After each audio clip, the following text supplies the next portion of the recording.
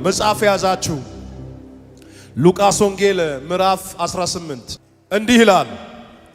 ሳይታክቱ ዘወትር ሊጸልዩ እንደሚገባቸው የሚል ምሳሌ ነገራቸው።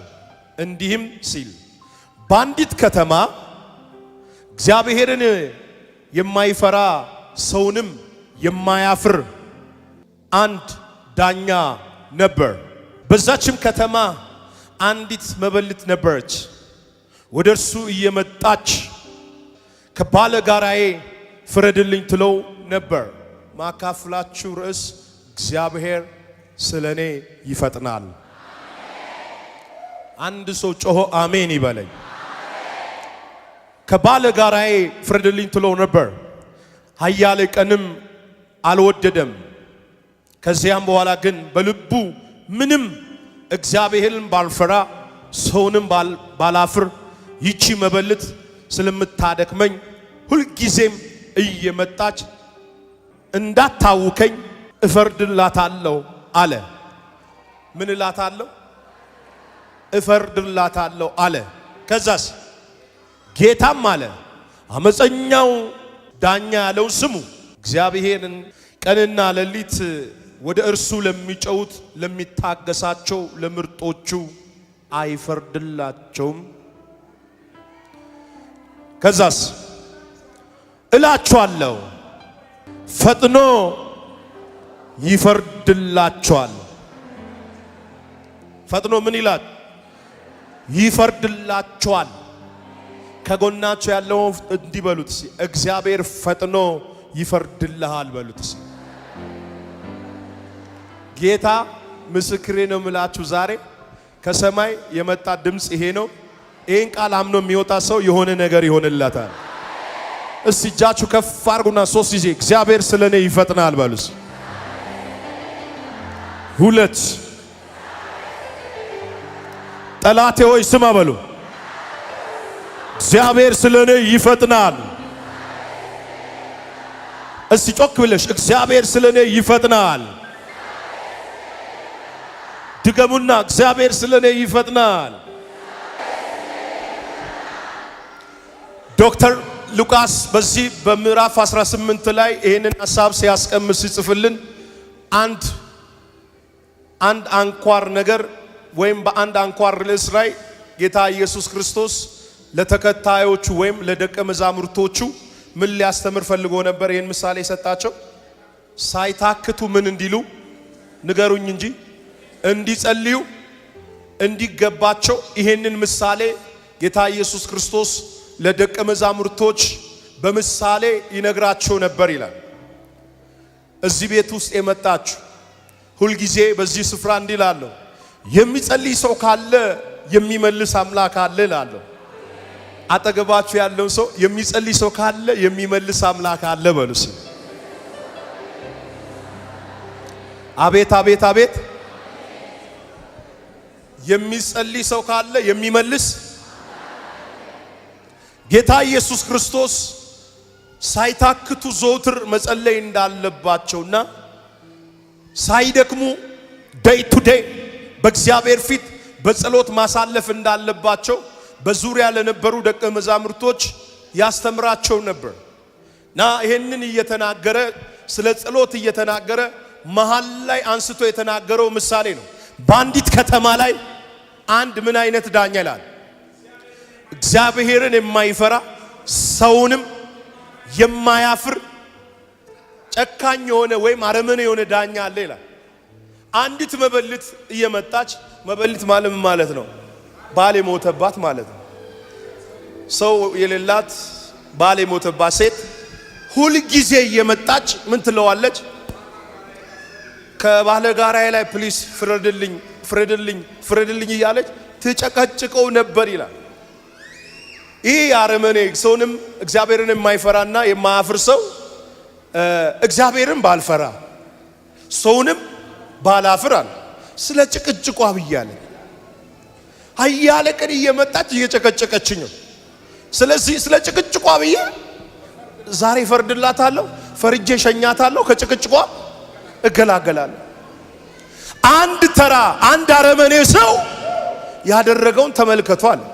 እንኪያስ አለ ኢየሱስ ቀንና ሌሊት አለ ሳይታክቱ ሳይደክሙ ወደ እኔ ምን ለሚሉት ለሚጮውት ለሚጸልዩት ወደ እኔ ለሚጮው ለሚጸልዩት። ለዚህ ነው እግዚአብሔር ኤርሚያስ ትንቢተ ኤርሚያስ ምዕራፍ 33 ቁጥር 1 ላይ በግዞት ቤት ውስጥ የግዞት እንጀራ እየበላ የግዞት ውሃ እየጠጣ እያለ በጉርጓድ በጭቃ ጉርጓድ ውስጥ ተጥሎ እያለ ኤርሚያስን እግዚአብሔር አወጣሃለሁ ጠብቀኝ አላለውም። ወደ እኔ ምን በል ነው ያለው? ጩሁ ነው ያለው። እኔ ምን እልልሃለሁ? እመልስልሃል።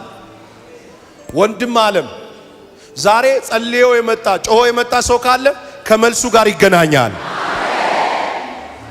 እስቲ አንድ ሰው ከመልሴ ጋር እገናኛለሁ በለኝ። ከጮክ ኦሬዲ ምን አለ ማለት ነው? መልስ አለ ወይ መፍትሄ አለ? እውነት ውሸት?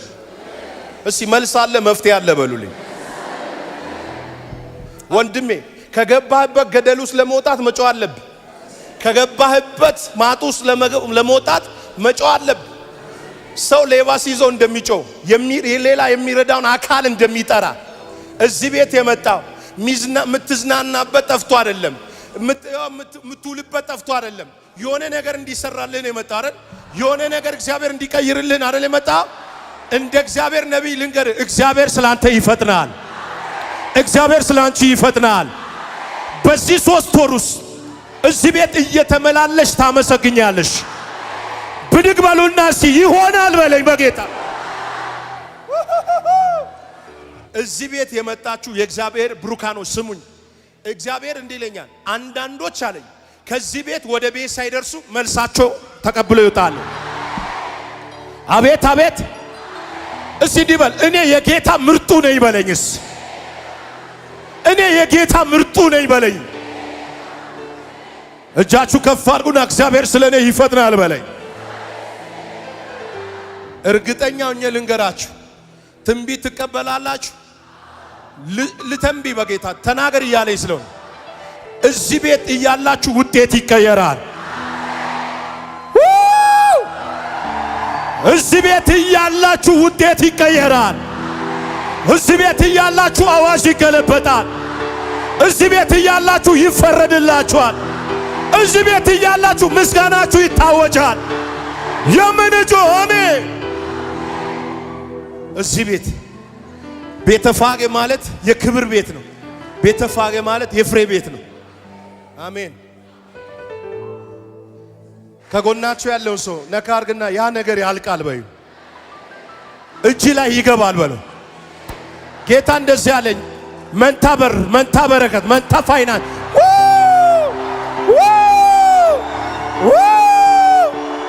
ውሰጅ እስቲ።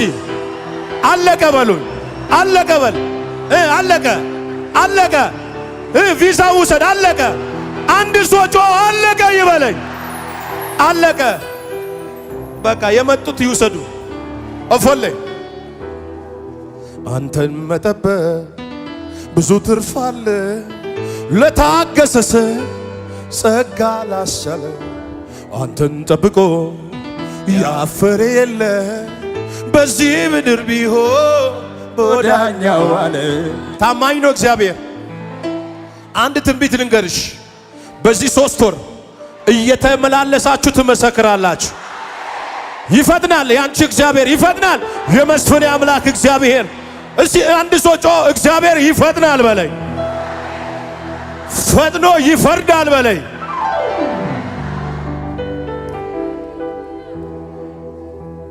አንገታችሁን ባቀረቀራችሁበት የምትኖሩበት ከተማ ላይ በዚህ ቃል አንቺ ማለት የጌታ ምርጡ ነሽ። አንተ ማለት የጌታ ምርጡ ነህ። በዚህ ሳምንት የሆነ ነገር ፈጥኖ ይፈረድልሃል። ፈጥኖ ያልቅልሃል። ንጉሥ አዞላል። ፈጥኖ ያልቅልሃል። እስቲ እጃችሁ ከፍ አድርጉና ፈጥኖ ያልቅልኛል በለኝ። አንዳንዱ እጁን በአፉ እስኪጭን እንዴት ፈጠነ? እኔ እኮ እንደዚህ አልጠበኩም። እጃችሁን በአፋችሁ እስኪጭኑ በዚህ ሳምንት የሆነ ነገር ይሆናል። ታላላቆች እያሉ ያንቺ ነገር ከፊት ይሄዳል። የመስፍኔ ነገር በዚህ ሳምንት ከፊት ይሄዳል። ወረፋ እንኳን አይጠብቅም። የንጉሥ ልጅ መጥቷል። ፍጠኑና ጨርሱለት። ፍጠኑና ጨርሱለት። ፍጠኑና አሳልፉት። ፍጠኑና ፍረዱለት። አንድ ሰው ጮሆ አሜን ይበለኝ። ጌታ ኢየሱስ ስለዚህ ስለ ጨካኝ ዳኛና እግዚአብሔርን የማይፈራና ሰውን የማያፍር ሰው ስለ ጭቅጭቋ ብሎ ከፈረደላት አለ አንተ 24 ሰዓት እየጸለይክ ኢየሱስ ጌታዬ እያልክ ቀን ሌሊት በዝናብ በውርጭ በብርድ በፀሐይ በሐሩር እየመጣ ጌታን እየፈለክ ነገርህ ሊዘገይ አይገባም።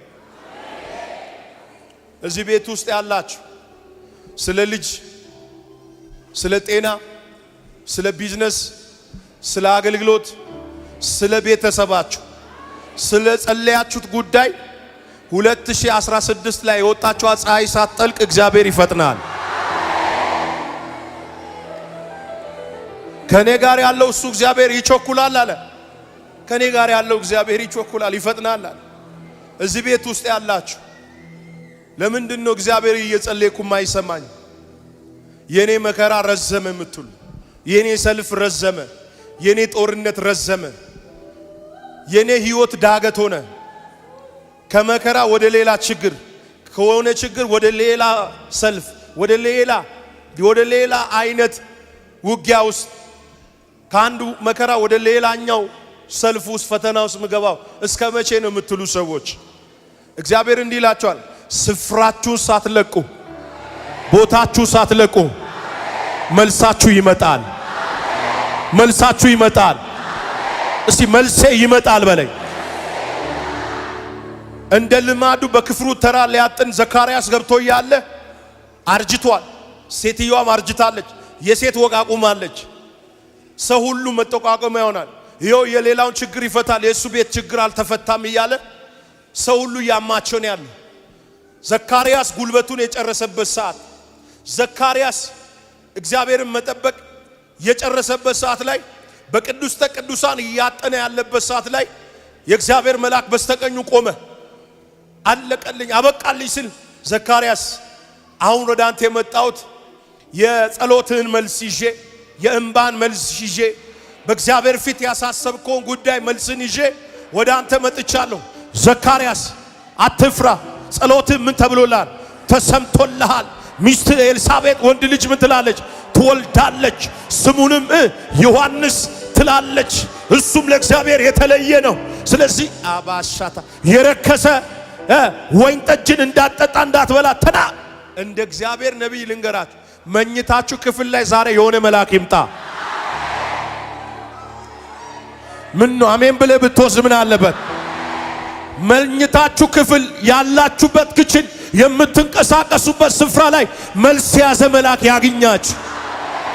እስቲ አንድ ሰው አሜን ይበለኝ። እግዚአብሔር የሚያንከራትት የሚመስላችሁ አውሌ አይደለም። እግዚአብሔር ቃልቻ አይደለም። እግዚአብሔር ውቃቢ አይደለም። እዚህ ቤት ውስጥ የመጣችሁ የአባቴ ብሩካኖች ይህ ሰውንም እግዚአብሔርን የማይፈራ የማያፍር ሰው ስለ መበለቷ ጭቅጭቅና ንዝንዝ ብሎ ከፈረደ አለ ኢየሱስ እንካስ አለ ቀንና ሌሊት አለ ወደ እኔ ምን ለሚሉት ለሚጮሁት ለምኖች ያለ ለምርጦች ያለ አልፈርድላችሁም ምን እላችኋለሁ አለ። እላችኋለሁ ካለ የሆነ ነገር አለ ማለት እመነኝ። ዛሬ ፍርድ ቤት ያለ ኬስ፣ በመሬት ኬስ፣ በሆነ ኬስ፣ በሆስፒታል ኬስ ይዛችሁ የመጣል ይኸው ድንገተኛ ጉብኝት ያዘ። እየሰማችሁኝ ነው? ምን ያዘ? ጉብኝት ያዘ፣ በረከት ያዘ፣ የጸሎትሽን መልስ ያዘ፣ የምታለቅሽበትን ጉዳይ ጩኸትሽን ቁልፍ ያዘ። አንዳንዱ አለኝ ጌታ እንደዚህ አለኝ፣ አንዳንዱ አለኝ በማደርገው ነገር አለ ግራ እስኪጋባ አለኝ እኔ እግዚአብሔር መሆኔ በቤቱ ላይ ያያል አለ። አንዳንዱ መከራውን እንዳለፈ ውሃ ይረሳል፣ ሰልፉን እንዳለፈ ውሃ ይረሳል። እስቲ አጠገባችሁ ያለው ሰው እግዚአብሔር ፈጥኖ ይፈርዳል በለኝ። እግዚአብሔር ስለኔ ፈጥኖ ይዋጋል በለኝ። 12 ሰዎች እግዚአብሔር ይዋጋላቸዋል። ውሰጅ አሜን በይና እናቴ ውሰድ አሜን በልና ከጎናችሁ ያለውን ሰው ነካ ያረጋችሁ የኔ እግዚአብሔር ይፈጥናል በሉት። አይዘገይም በሉኝስ።